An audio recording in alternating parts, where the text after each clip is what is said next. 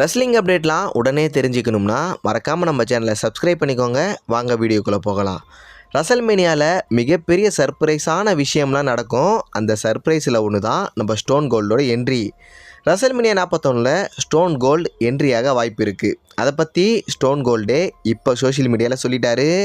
அதாவது ஒரு fans stone gold கிட்ட லாஸ் வேகாஸில் உங்களை பார்க்க முடியுமான்னு கேட்டதுக்கு அங்கே நாம் பார்க்கலாம்னு ஸ்டோன் கோல்ட் ரிப்ளை பண்ணியிருக்காரு. லாஸ் வேகாஸில் என்ன நடக்குது? ரசல்மேனியா 41. இதை பற்றி உங்களோட கருத்தை மறக்காமல் கமெண்டில் சொல்லுங்கள். WWE நாசமாக போனதுக்கு முக்கிய காரணம் ரோமன் ரெயின்ஸ்னு எல்லாருக்கும் தெரியும்.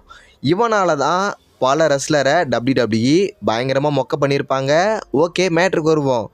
ராயல் ரம்பிள் மேட்ச்சில் ரோமன் ரெயின்ஸும் கலந்துக்க போகிறான். அவனை யார் எலிமினேட் பண்ண அதிக வாய்ப்பு இருக்குன்னு உங்களுக்கு தெரியுமா?